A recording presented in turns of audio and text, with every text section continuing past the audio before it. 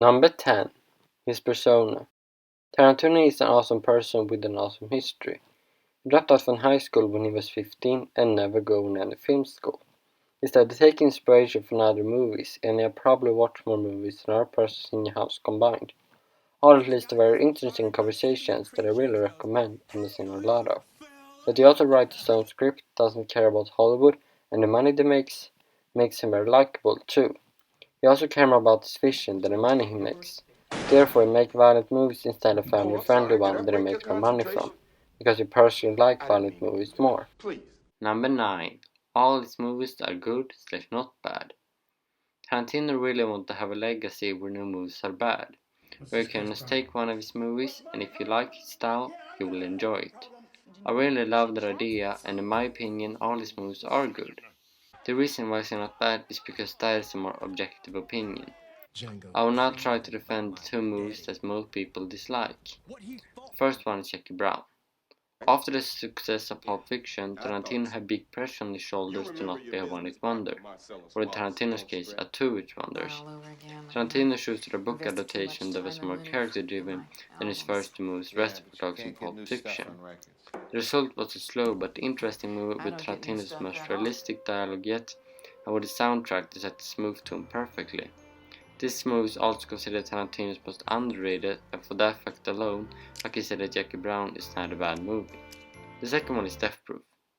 Even if this is considered Tarantino's weakest movie by Tarantino himself, I think it still got so many great things and good things that I think it's not a bad movie still. It has a killing scene that is so cool, it looks really terrific. You can really see how every character died in that scene. It has an intense and really nice car chase with stunning stunt work by a real stunt woman, and it have no CGI. Did you know, however, that this movie had no CGI at all? And finally, it has some dialogue. I think it's almost as good as Pulp Fiction, that it's known and famous for its dialogue. Also, when you judge a movie, you have to compare it to its genre, and I have never heard anybody say that this is a bad grindhouse movie. Number 8. Good movies outside his filmography. The reason why Tarantino had never made a bad movie is because he don't make so many movies. And if you really like Tarantino's movies like I do, you might want more. Don't worry, because then you can search for these movies outside his filmography that he has been involved in. Planet Terror, From Dusk Till Dawn, Four Rooms, Natural Born Killers, Curdled, and The Crown of them all, True Romance. All these movies that is included in the Tarantino Universe, but more about it later. What's so great about these movies is that they really have the typical Tarantino feeling. I have seen 5 of these, and I think that one did I not like, one that I think was okay, one that I think was good, one that I think was really good, and one that I think was as good as Tarantino's other movies. Number 7. His characters. Tarantino has brought many great characters to life. He is a master in writing specific characters for specific actors.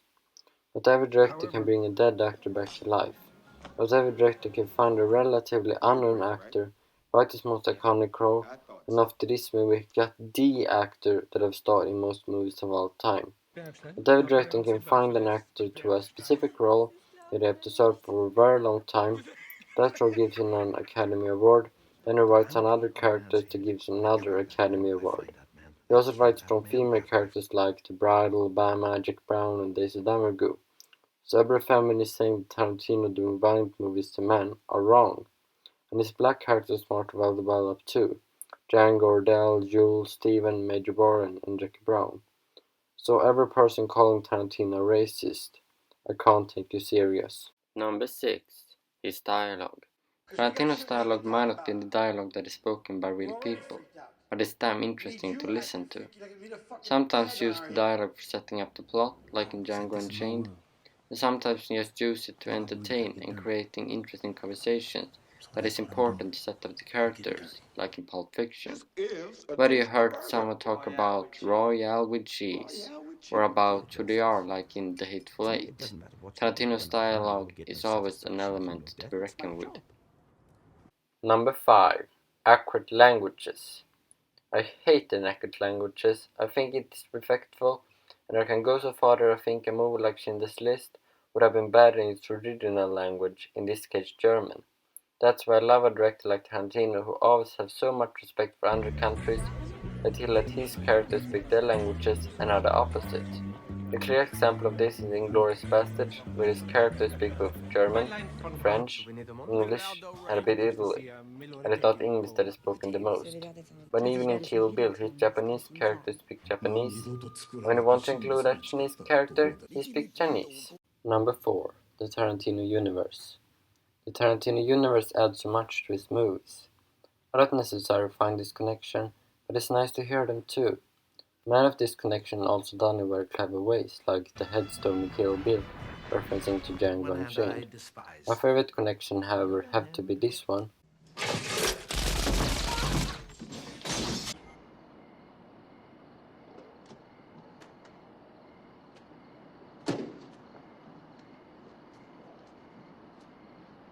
Do a nigga a favor, gotta do it. Don't tell me I've nothing to do. It's good to see you. I must go. I know I'm a good run.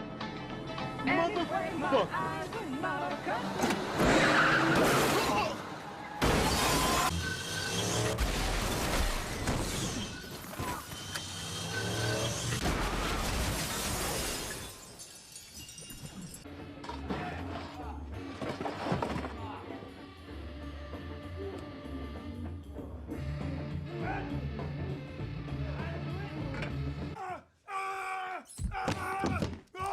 Finish. Go on, boy, finish it.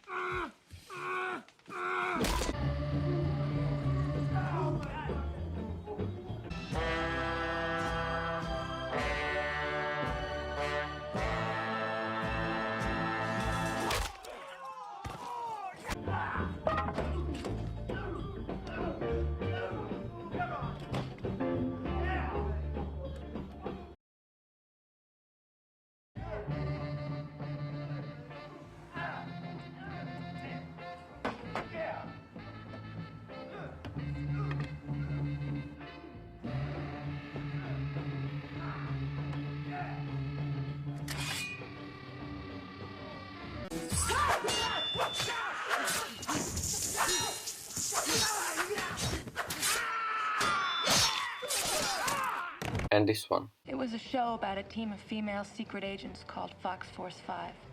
What? Fox Force 5. There was a blonde one, Somerset O'Neill. She was a leader. The Japanese Fox was a kung fu master. The black girl was a demolition expert. French Fox's specialty was sex. What was your specialty? Knives. Seriously, how can so clever connections not be a good thing? Now I haven't even touched the Tarantino movie universe. Number 3. Rewatchability. I personally think that a movie is often best the second time you see it, where you can search for different details and not have to focus on the main plot.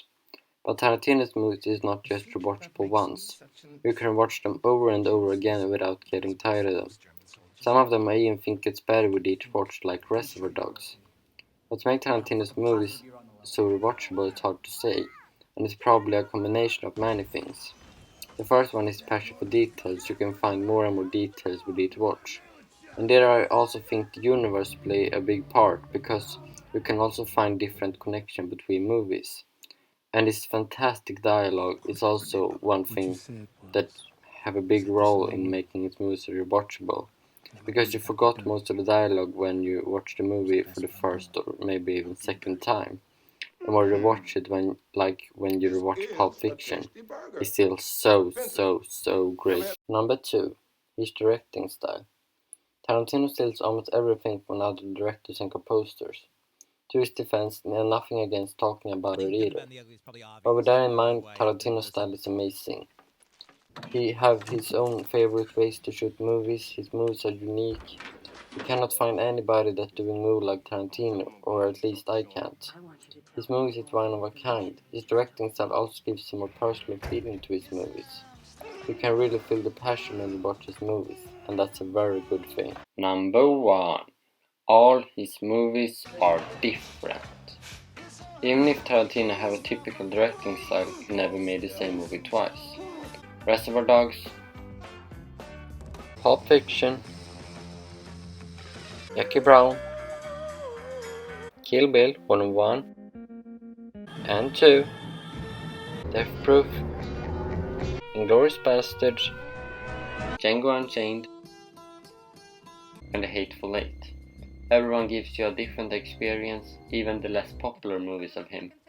And sometimes you might want to watch this, and sometimes you might want to watch that. I would even say that the movie that he has been involved in are different too. To have both a typical style and at the same time just made different movies is not an easy task. For example, I think Spielberg didn't make it because he does not really have a directing style, and I think Scorsese has some movies that are kind of similar, like Goodfellas and Casino. The only director that I think have succeeded, except Tarantino, is Kubrick, that I know. But I think Tarantino is slightly better on this, because Kubrick have kind of different styles in different movies, and Tarantino have the same style but still doing completely different movies.